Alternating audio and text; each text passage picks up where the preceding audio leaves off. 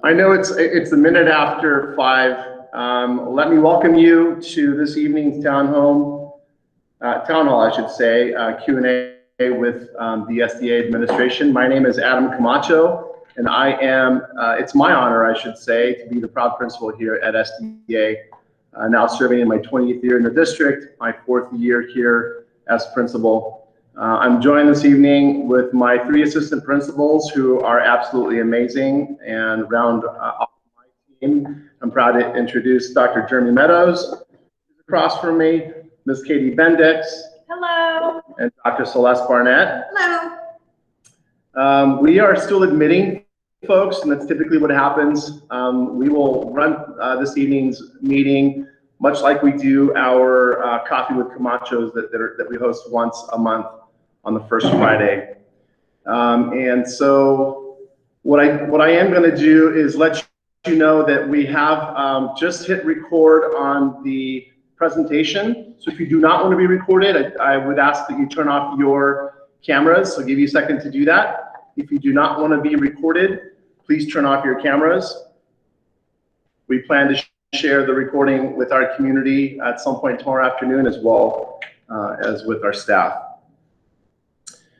So thanks for joining us again. As the sun sets here and we're sitting in our Mustang Commons, it's a beautiful afternoon and evening, and it's nice to be in the place where we typically host a whole variety of things, staff meetings, and where kids are typically in and out of here all day and at lunch and so on and after school. And this is also where we host our Coffee with Camacho on a monthly basis.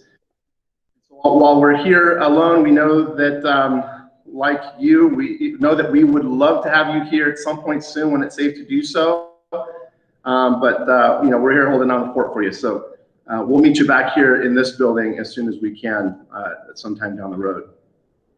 I want to thank you for your feedback, whether it's been via email or personal conversations that we've had with many of you, our parents. We appreciate your just your lens on things, your interpretation of our communication. Oftentimes we're able to be more clear the next time we have the opportunity, and you know, with the presentation that we sent out with the reopening plan for our site over a week ago, with some pretty good feedback that informed our Coffee with Camacho that followed a couple days later, and then the feedback that we've had from that meeting, we've been able to really focus on what we're going to present this evening. But really, the biggest piece, the most important part for this meeting is to open it up to you, our parents, for a Q&A. And so while we have a solid hour with you, we know that that's the most important piece. We know that there's still some questions that you have, many of which we hope we have the answers to. There are some things that are still very fluid, as you can imagine. One of the things that, as you know, from our county right now, the San Diego Department of Public Health, we are in the purple tier. Right now, we are moving forward with the target goal of opening at 25% capacity at 1 day per week access for students on January 4th. Until we are told otherwise or guided otherwise, that's our focus. Between now and January 4th, it's important to note that we have 3 weeks where we are on vacation. After this week, we're off for a week of Thanksgiving, and then we're back for a quick 3 weeks, and then we're off again for 2 more weeks for winter break. And then that January 4th date is that Monday we return from the winter break. So we need some time to gather the results, survey results from our community, and more importantly, to plan safely for the return of those students that want to access distance learning from campus. So just a couple of things on with regards to norms as we move forward here, and we'll jump right in. Please mute your mic. Our APs, my APs, as they always do, will monitor the chat box. I would ask that you focus on what's being presented, much like you would if we were in this room live. The chat box can become a distraction, so just do your best to stay focused on what we're saying. We will answer your questions. What the APs are looking for are themes in your questions. and we will address those as appropriate, either in the chat box or later at the beginning of our Q&A. All right? So that said, again, welcome this evening. This is the San Diego High School Academy proud admin team, and we're going to dive right into our first slide. All right. So the very first thing that I wanted to review was our health and safety protocols for a return to campus. I just briefly want to touch on many of these items because they have been covered in our Making an Informed Decision video and some of our documents that have gone out to families. But just to reiterate, our students and staff will be participating in a daily symptom screening before accessing campus. So our staff already participates in this as they arrive daily on campus, and actually any student that is currently accessing campus for any sort of extracurricular or instructional support via our learning hubs are being screened for symptoms upon their arrival already. Our student symptom screening right now is an oral screening with our campus supervisor. They answer some questions, and our district right now is exploring the option of an app to help facilitate just and expedite our entrance to campus in the mornings. Our room capacities are currently being posted around campus. We have our restroom capacities already posted, and we have a facilities walkthrough scheduled for tomorrow to really dial in the capacity of each of our classrooms. Being such a unique campus, we do have some older classrooms that are a little bit smaller, and we do have some beautiful new buildings. So each classroom just has a unique setup, and we want to make sure that we have appropriate capacities posted for each of those classrooms. They can vary. An average classroom can hold up to 18 to 20 students when we are looking at our current 1 meter of separation. That's 3.28 feet between student desks and 6 feet between the student desk and teacher desk. But some of our classrooms are a little bit smaller, and they may not even hold 18 students at that measurement. So those will be posted very soon. Our ventilation and air filtration, just an update on that. We are currently receiving a standalone HEPA filter for every single classroom, even the classrooms that do have HVAC. So we're really excited about that. Those are landing in our classrooms as we speak. And we're also very excited to have received our shipment of pop-up tents to help provide some coverage for outdoor learning opportunities when students do return to campus. So we will have those available for setup and checkout when students are back on campus. Some guidance related to masks.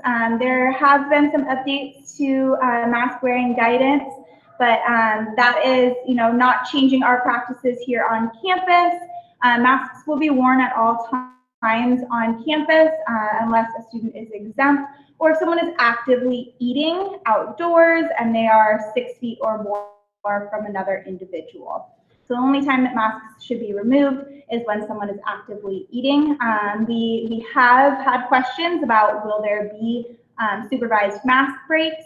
And, there may be opportunities during class. We have classes that take moseys or walks around campus all of the time. So as appropriate and as scheduled by teachers, there may be opportunities for mask breaks during the day. Along those lines, foot traffic and during passing periods and at lunch, masks will need to be worn during those times when students are crossing each other in the hallways. Whether the hallway is an internal hallway or external hallway, students will be wearing masks during passing periods. We have taped off the ground with directional stickers. Our flow of traffic in each of the hallways will be the rules of the road, and we have arrows on the right-hand side of the hallways for students to walk one way and left-hand side to walk the other way.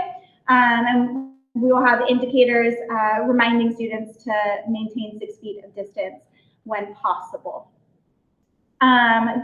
During lunchtime, we will have off-campus access, open campus during lunch as usual. We will still have food available in the Mosaic Cafe, but all lunchtime eating will take place outside. Our common indoor spaces, like the Mustang Commons, where we are sitting right now, the Mustang Commons is typically a hub during lunchtime, but it will not be accessible to our students. Our Mustang Commons will likely continue to be used for our learning hub, so it will be off limits for our students that are accessing campus for their classes. Any student that has an unscheduled period, those periods 1 and 4, will not be able to remain on campus for that unscheduled period. That's consistent with our practice when we're on campus. So if a student has a free first period, they should not arrive until second period begins. As always, we encourage appropriate, proper personal hygiene. We do have a student training video that will be sent out to all students prior to accessing campus.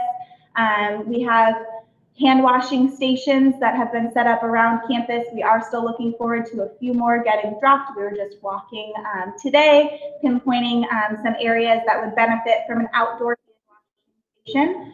And then students, of course, are able to bring their own personal items for hand sanitizing and things like that.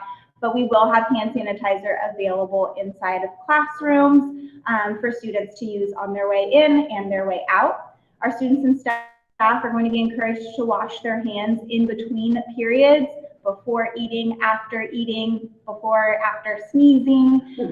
We have a ton of hand washing stations available. We will also be limiting the sharing of materials. So that includes, any headphones, Chromebooks, pencils, utensils, things like that. And then lastly, just items about students and staff that are exhibiting symptoms of COVID-19 if they are on campus. We do have a dedicated care room for any students that are exhibiting symptoms that they will be taken to wait for parent pickup. We will work in close collaboration with our health tech, our district nurse, our district COVID liaison to really make sure that we're communicating well with families of a potentially ill student and just guiding you through that process, but then also guiding us all through the process of any notification of possible exposure or confirmed exposure if we do have a positive case of COVID-19 on our campus.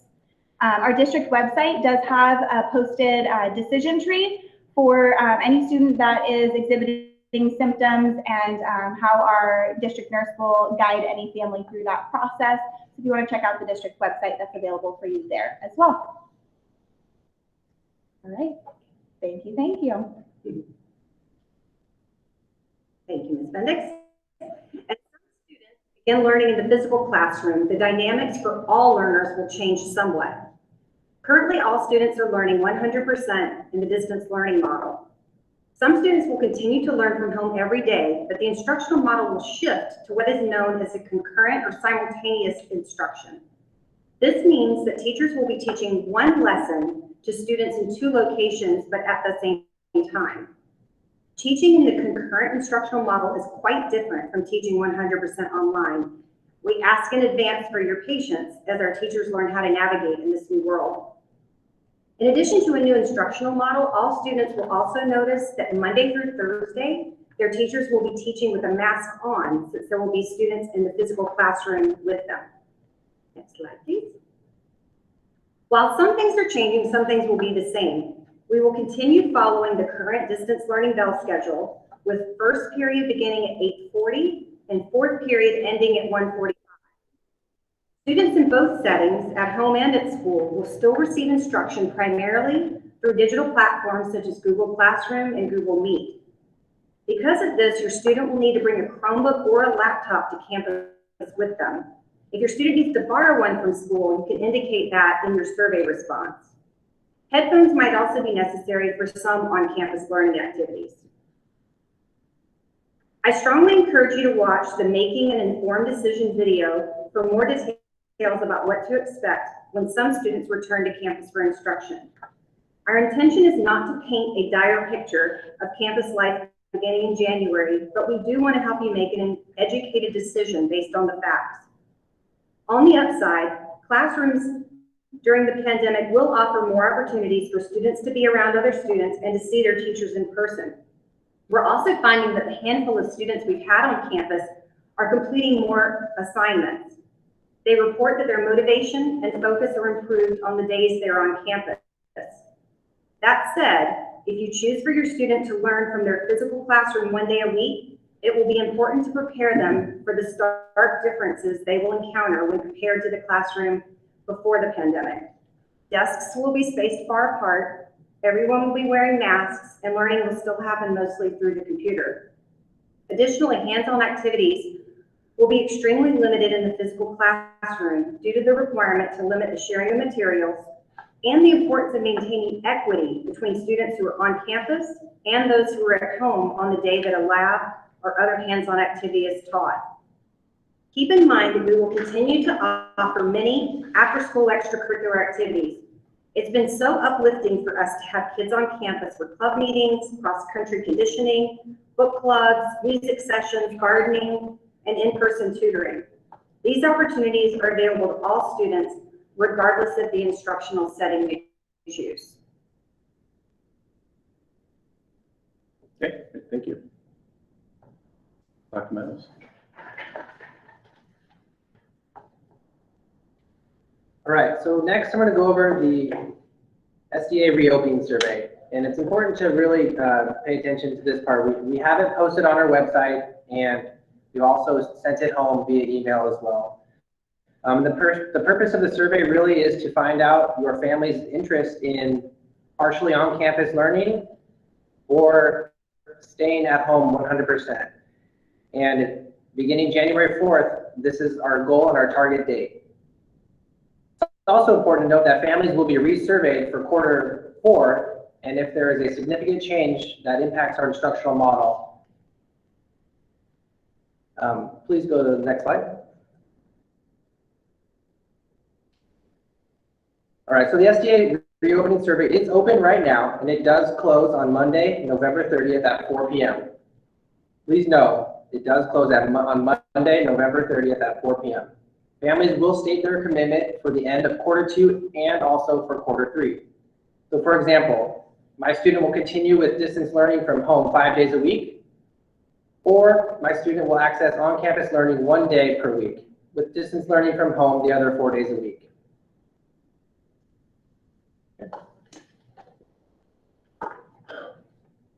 All right, so before we turn it over to Q&A, and I'll allow the APs to catch us up with any questions that have been in the chat box, but I want to again acknowledge that this is a very fluid situation still. Our target date is definitely January 4th, which is why we have sent out the survey.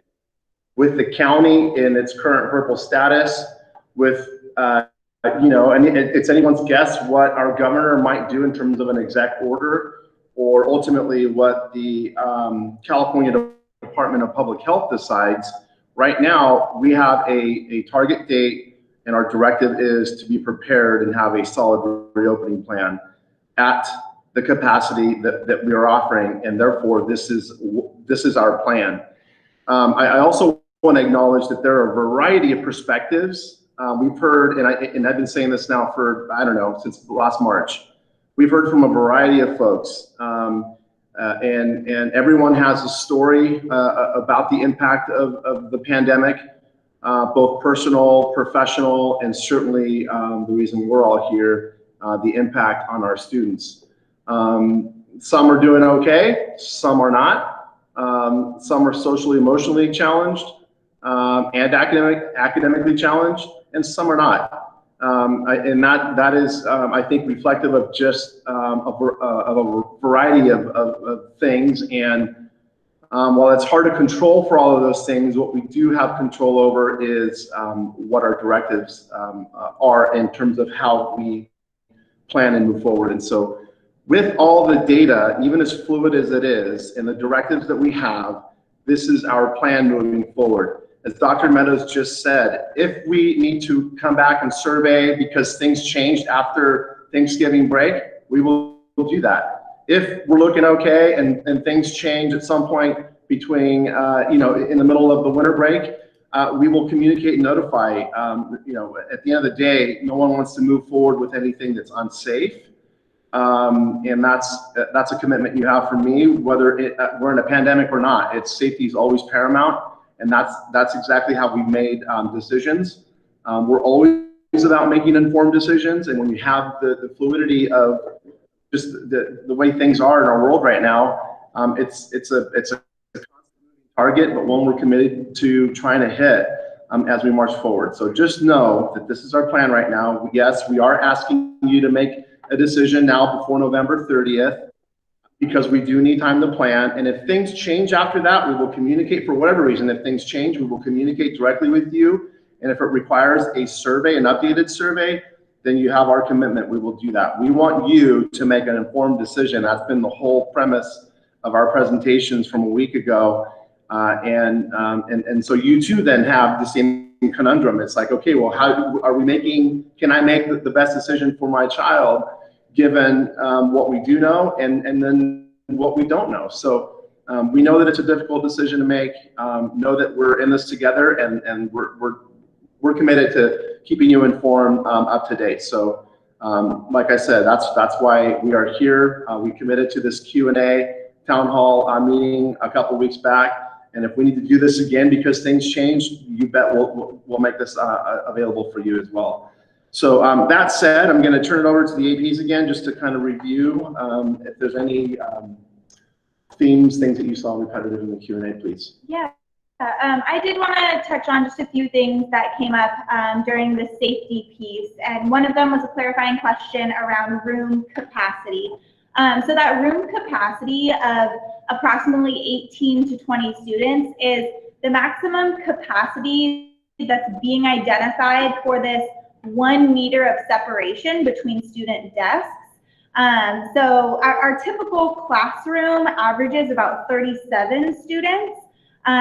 So typically that is, you know, what we would host inside of a classroom, but when we are spacing out the desks, we're looking to measure these classrooms and identify the maximum number of students that we could have in there while still maintaining that physical distancing. So we may not fill the classrooms to capacity in our 25% first phase of reopening, but we do want to make sure that we have the measurements and the capacities on hand so that we know if we do reach that threshold. Another question came up about the screening app. So I really want to reiterate that upon student entry to campus, we will have 4 different locations that are manned by staff. And those will be at the parking lot locations, the upper lot, the lower student lot, the main lot, and then up by the A&H building by the fire road. And students will be walking through there, and you know, if we are using an app and a student has not completed the symptom screening, then we'll make sure that student and parent completes that before accessing campus. A student will not be permitted onto campus until the student and parent have filled out that symptom screening. For those with a medical exemption from wearing a mask, so we are still awaiting some district-wide direction for what the exemption process will look like. However, what we do know, according to state guidance, is that anyone with a medical or mental health condition where wearing a mask might obstruct their breathing, or if there's a hearing impairment, there are alternatives such as face shields, but we are still, you know, firming details up on that end for what can be made available for students that are exempt from wearing a mask.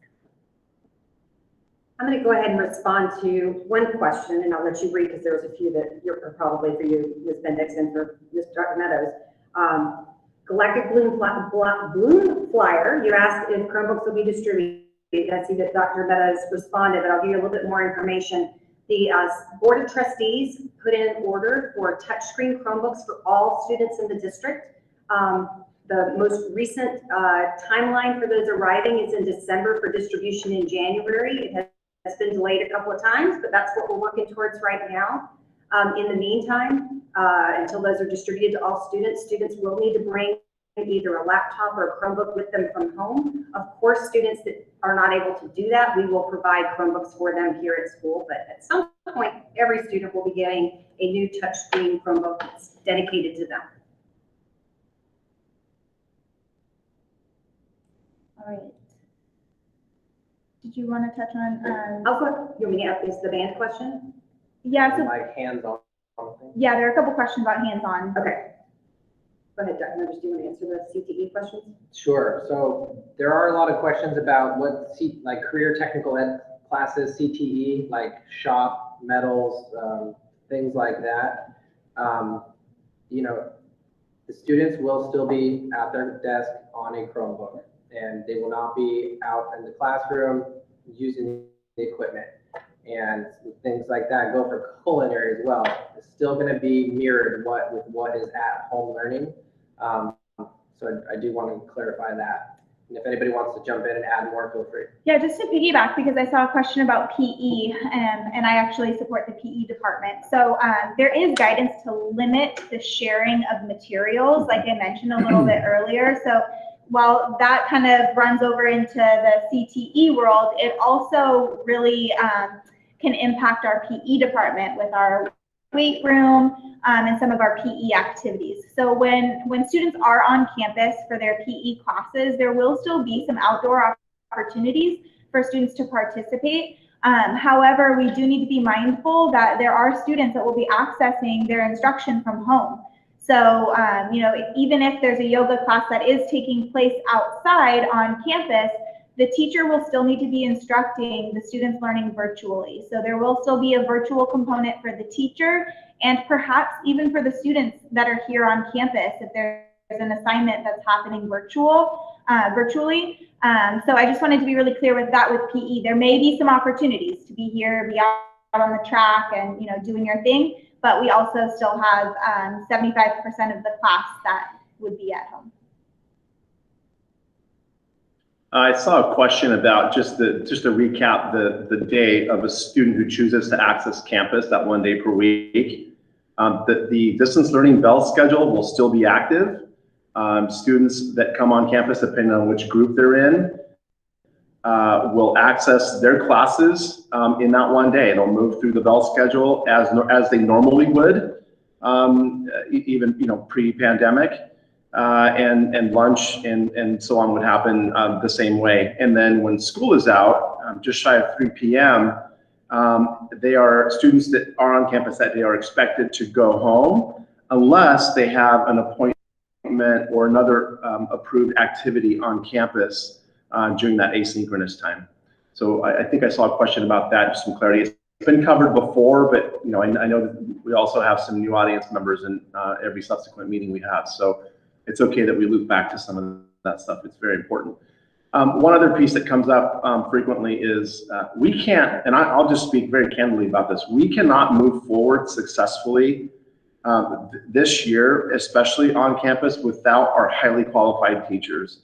And you know, without breaking confidentiality in any way, there are teachers in our district that have legitimate health concerns and reasons for which they would not be able to return to school, or they'd have that hard choice of taking a leave or whatever it might be. But that's because they have health concerns, either themselves or with the family member at home. So, you know, I've said it publicly in every meeting we've had. Their subs right now, substitute teachers, are far and few between. Our district's working hard to attract more substitutes, and even those that we've had over the years, our bank of subs is just, that list is diminished. There aren't a lot of folks that feel comfortable coming to campus. So that's been a challenge. If at some point, when kids come back, right, let's say January 4th, let's just take that scenario for a second, January 4th, if we have a teacher that has to take a leave for medical reason, you know, there's no judgment here. People have to take care of themselves and their health first. That's a priority. But at the end of the day, if it leaves us short a teacher, you know, there are a lot of qualified teachers out there right now as well. So, you know, I can tell you right now, even in a normal year, if for whatever reason we had let's say an AP physics teacher, for example, which is a very highly qualified skill, and not a lot of applicants out there, generally speaking. And ours is fine. I'm not speaking specifically about ours, but if there was a vacancy like that, that's a pretty hard thing to, a person to replace at this point in time. So that's just one of many examples that are very real and very impactful for our instruction. At the end of the day, that's a huge impact on the instruction for our students. So something that we're very concerned about, something that I'm very concerned about as a principal, and we cannot do this without our highly qualified teachers. And so that's our commitment, is to keep them on board as safely and as comfortable as possible. Any other questions here before we? Yeah, I saw a couple questions about the 1 meter between student desks. It is, it's different than our guidance between student and teacher desks. We do understand that. The decision that went into that 1 meter is to, allow for space between our students, but then also welcome that hopeful 25% of our student population back to campus. Now, if we do have a class that only has 5 students in it and a teacher has the ability to separate the students further than 1 meter, then we will do so. But that 1 meter is district-wide, the threshold set for student desks. Okay. Yeah, I see a lot of staffing. Well, I've seen a couple of them. So if somebody's forced to quarantine, for example, if we have an unfortunate case of COVID and we have a teacher, let's say, that has to quarantine, yes, if there is no sub available, then we can't obviously leave students in that classroom. They would likely have to go to a spillover room, if you will. And those of you that have been on our campus know that the Mustang Commons is a nice space, but it is also being used on a daily basis, 4 days a week, with our high priority students that we've already begun to bring back on campus since October. We have other spaces like the gym and the Mosaic, but that space is very limited as well. So we, to a certain point, we'd be able to handle some of the overflow. But again, that would be a challenge. At the end of the day, you want somebody in that classroom who's highly qualified and can administer the curriculum and get through a lesson. Okay. All right, so I know that there's questions. This is all new for us as well. We would love to hear from you. At this point, if you'd like to unmute, will you just put in the chat box, maybe use a hand or say, I'd like to speak, and then we can call on you. And then if we call your name, we'll just have you unmute and ask your question. And while we're waiting for folks to do that, any other questions that you're seeing? I know you guys are typing away, trying to answer questions. Is there anything we can answer live? APs. Any sort of training for teachers coming up about teaching? I can address that. So a lot of these questions, and they're excellent questions, I wish we had more of the answers to them right now. A lot of the questions now are about, exactly what's going to happen in the classroom, and are teachers going to be able to juggle paying attention to both the students who are in front of them and the students on the computer, and how do they maintain equity when it comes to the hands-on activities, when it comes to assessment. You can see that if students are in class and they're doing an assessment and students are at home and can Google anything, that's not equitable. And those are all questions we're asking as well. And I know the district is putting together professional development around all of those topics. I simply do not have the answers to that right now, but we have the same questions. We have them recorded. We are researching as fast as we can, and we appreciate your questions, so keep them coming. And I will say that kind of just sparked something. We have done a number of walkthroughs of our instructional spaces with teachers. So our teachers all reported to campus last week and took a look at their instructional space, and we looked at, the most effective placement for their desk and the student desks and where their projector is and their cameras. So our teachers are actively thinking about this instruction, for our students virtually while we still have students in the classroom. So over the last couple of weeks, we've already started thinking about that, and we're working on physically setting up the rooms to support that as well. But as Celeste said, there will continue to be professional development opportunities to really put that into practice. I responded in the chat, but I'll say it out loud. Kirsten asked if a student has 100%, if 100% of his teacher's class chose to be remote, could the teacher continue to be remote? And my response was the board has directed that all teachers will teach from their classrooms. And so regardless of whether students are in that classroom or not, at this time, our direction is for teachers to teach from the classroom.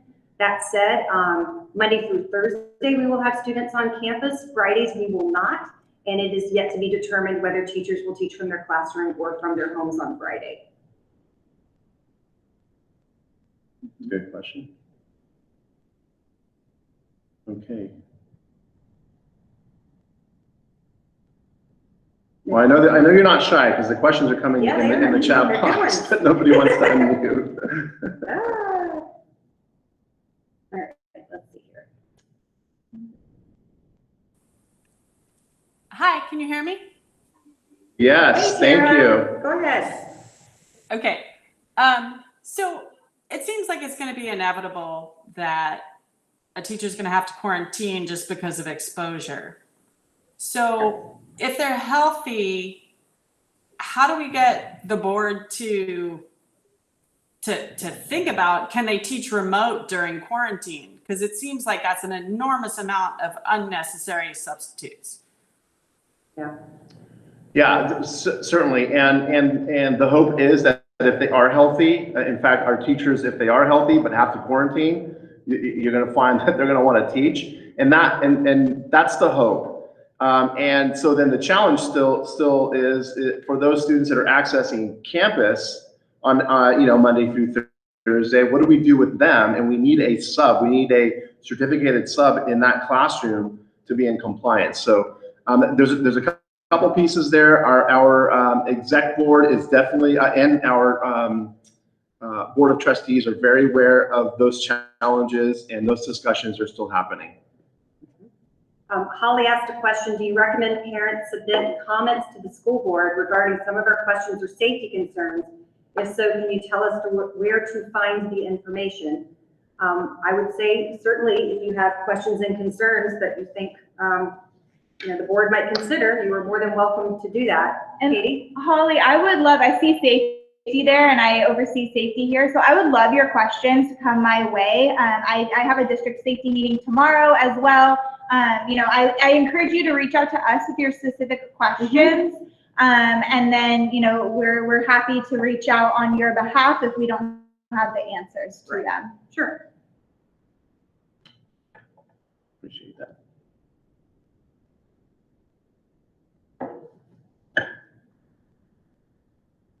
Wendy, I see your question about teachers having headsets. So right now, the plan is for teachers to not have headsets. We've explored the idea of the audio coming through their projector system so that the students can have their Chromebook speakers off, but everyone can still hear. And that way the students are hearing what the teacher is hearing, and everyone can hear what's going on at home too.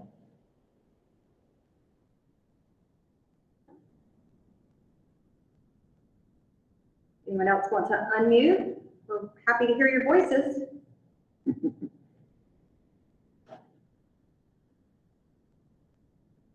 My favorite thing going into virtual classrooms is hearing kids' voices. Yes. I hear adults all day, but hearing their little voices, we don't hear that often here anymore.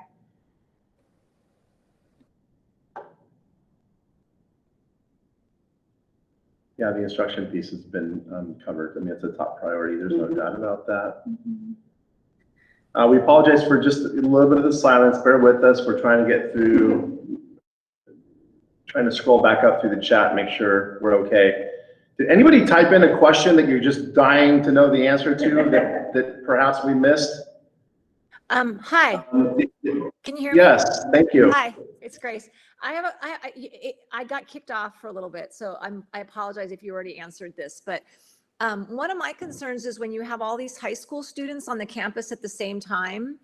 I know you guys will do everything that you can to monitor, but it just seems like it's just staffing wise, the complication of monitoring them at lunch or passing periods or in bathrooms. What's the plan for that, and what do you guys need? That's a really, really good question. So I can tell you, you know, the entire admin team has been supporting Katie as she leads the safety portion of all things campus right now. And you know, there are markings, there are standing arrows, and all of that kind of everything you would expect. The things you would see to mark a hospital or a grocery store and that kind of stuff is there. The monitoring is always sort of something we're concerned about anyway.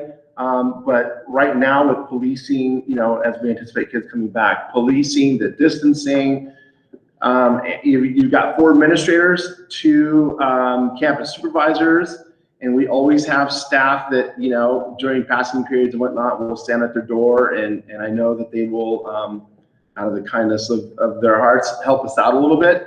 But the reality is, yeah, is it going to be a challenge? There's no doubt about that. There isn't an administrator anywhere that's not going to tell you that that's a challenge. We know based on 2 of our administrators in our district visiting Cathedral about a month back after their partial opening, that's one of the things that they struggle with right away, and that's trying to keep kids socially distanced. You know, when you're sitting down and at lunch, that might not be as hard because we have a lot of space outside, given, you know, that the weather stays nice. So that would be a little bit easier. We have the large. We have a lot of space on our campus. You know, with A&H and the Arts and Humanities building, the Math and Science building, and then in front of the PAC, and then the grass knoll up there by the Mosaic. So there's a lot of space. It's really the passing periods that I think have been a topic of conversation for us. That's the concern. The hallways, whether, you know, that they're indoor in A&H, but there are some pretty tight spaces. There's the stairwells, you know, that while they're 8 feet wide, you know, it's still you got to monitor those spaces. And so we've talked a lot about that, where we would station folks during passing periods. I think that's probably the biggest challenge is that you know, that time, that passing period time between periods. Well, and also arriving to school and the exit. I mean, all of it. We've talked about all of it. It's going to be a challenge. There's no doubt about that. So, what do we need? I don't know. Quite honestly, even if we had a dozen volunteers reminding kids, it's you're all parents of teenagers, so am I.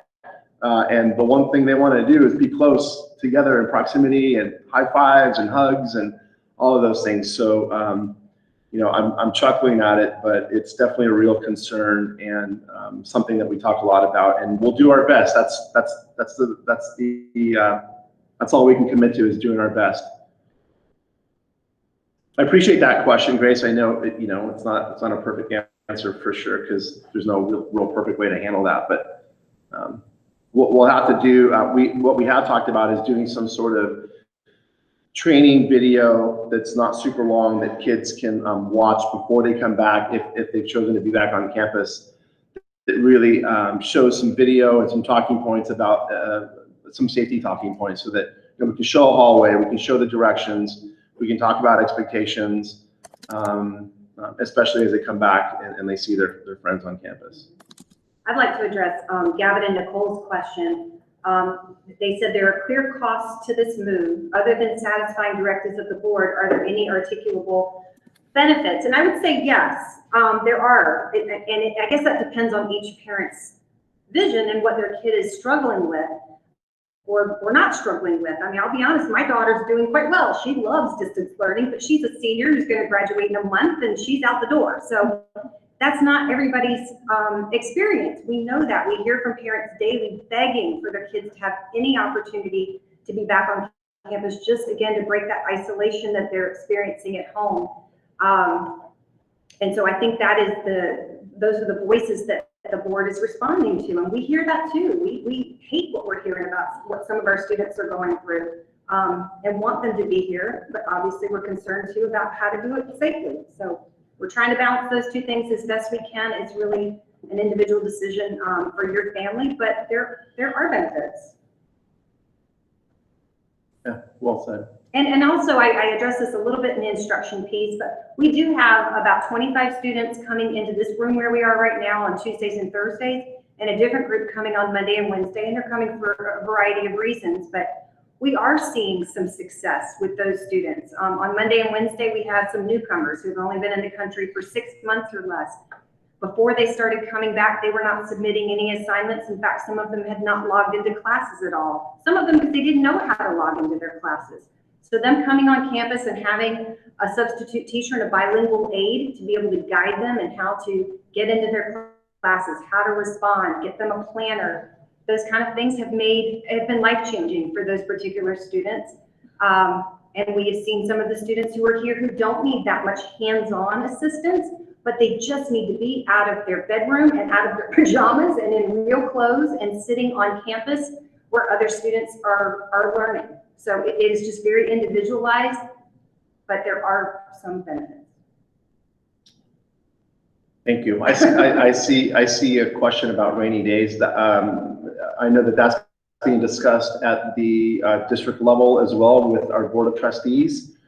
And they're just ideas right now about what to do for rainy days. So it could be like a snow day. It could be something different. But there is no direction or answer for what to do on rainy days yet.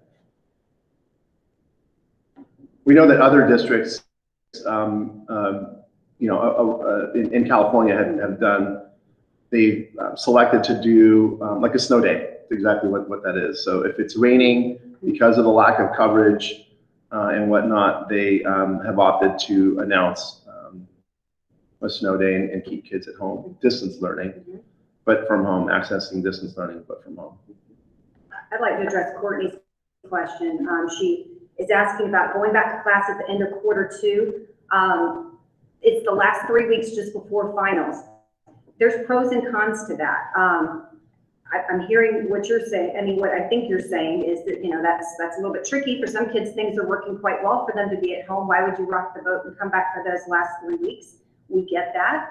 For some families, they think it would be better for their students to be in front of their teacher in their classroom for those last review sessions and that kind of thing. As far as the actual assessments go in the classroom, that's another one of those things we don't quite have the answer to right now, how those are going to be administered. Like you said, perhaps teachers will do those all on Friday when there will be equity, because all students will be learning at home on Friday. And many of our teachers here don't do final exams. They do final projects.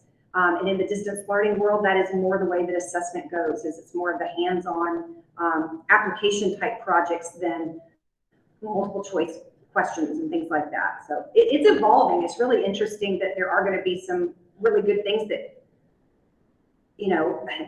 education is being shaken up big time right now. And there's a lot of things that are horrible, but some good things are coming too. Some creativity and new ways of looking at things, and assessment is one of those.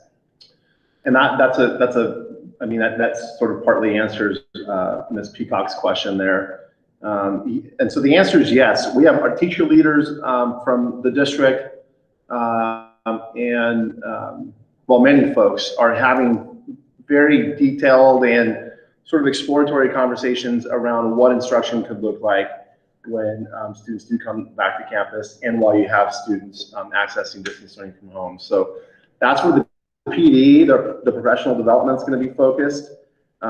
You don't need me to tell you that we have a sea of talented teachers in our district.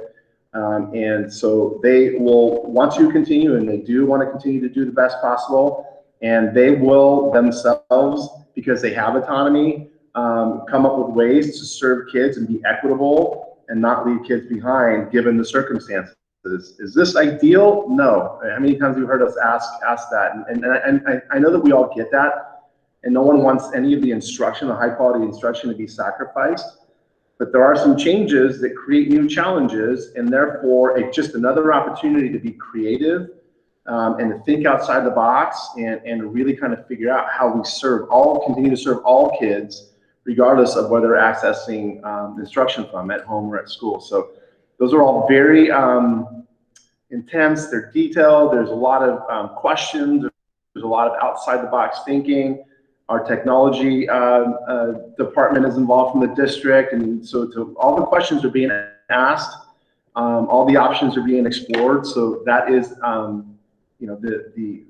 ultimately the way teachers end up delivering instruction is their choice. They have autonomy over that, but they will have the opportunity for PD and be able to ask for the things that they think they need. And then it's up, to those that support our teachers to either provide or find a different way to provide what they need. So that's always been our commitment. We're always thinking outside the box, even under normal circumstances, and because we can always improve, and that's the mindset always. So it's a great question, and we appreciate it, and know that we are mulling that one over constantly. Those are the questions, I ask myself when I'm waking up at 5 o'clock in the morning, sometimes going, okay, well, how do we address this today?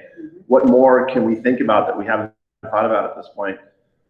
And so that's a very real struggle, very real conversation we're all having around pedagogy, around instruction and learning. And it's very different.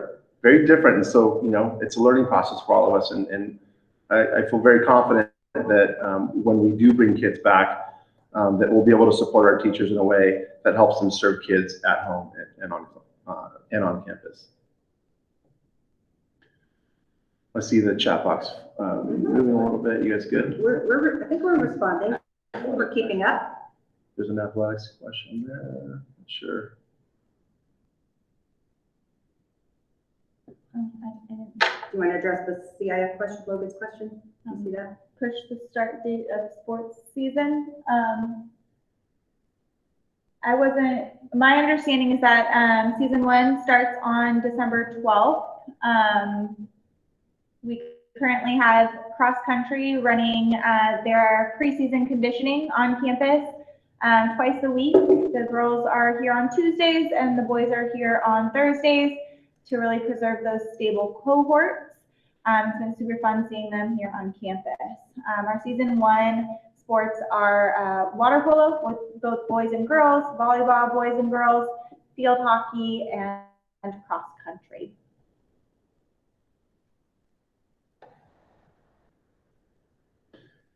Just a quick time check here. We've got a couple minutes before we strike the hour mark. We're not in a rush to get out of here by any means, and certainly hope that you have valued the hour. We always do, because we're always learning as well. Some of these questions we have been asked for quite some time, and it just, right when you think you have an answer, things shift, and then you've got to start from scratch again. But it's always been a pleasure to serve this community, and because we are united and we do support each other, we do listen. We hope that you at home feel the same way, and that you know that we have an open door policy here. So if you have questions or concerns that you can't share in a forum like this, you're always welcome to reach out either via email or a phone call, set up a meeting. We're here for you. It's a pleasure to serve your kids. I want you all to know that, and I've said this, and I will continue to say this until we see the whites of their eyes back on campus. There isn't a staff member, not only here at SDA, but in our district, that doesn't want kids back immediately. But as is true always, safety is a priority, period. No one's going to waver on that. And certainly as principal of this school, I would never consider wavering on the safety of anyone, staff or students. So, we're passionate. We want this all to go away, but in the meantime, this is what we've got, and we're trying to make the best of it. Listen and plan and move forward. with the guidance that we have, and that's exactly what we're doing. So that said, where are we today? Tuesday? Today's Tuesday. I woke up this morning thinking it was Saturday. Oh, man. That's way off. So it's Tuesday. Thanks for joining us. We do have, so just kind of a recap again, we have obviously the surveys opened yesterday. If you didn't get it, there's a couple people that always reach out because our Signal kit is tied to the Aries information system. And then after Aries initially, or the Signal kit system initially started sending messages, whether you realized it or not, it gave you an opportunity to either decline the method by which you are receiving those messages. So there's three ways: there's text message, a phone call if we do a phone call, and an email. We almost always just send the text message and an email, but you can also opt out of those at some point. So if that happens to be you, and you didn't get the email or the text message yesterday, literally went out between 4 and 4:10, then reach out to us, and we can always look to see. Sometimes you say we didn't get it, and then we look on the back end, we can verify, and then maybe it's just hidden in your junk box or something like that. So that does happen. So the survey closes on the 30th. We know that. If for whatever reason we need to extend that or resurvey, like I said earlier, because things change, we will do that. Yeah. So again, thanks for spending the last hour with us. Like we said, this is being recorded. We will send it back out to all families, and including our staff by tomorrow's end. And just know that it's a pleasure to serve you and your students. It's an honor, actually, and a privilege. So thank you for allowing us to do that. You guys have a good night. Thank you. Thank you. Thank you. Bye.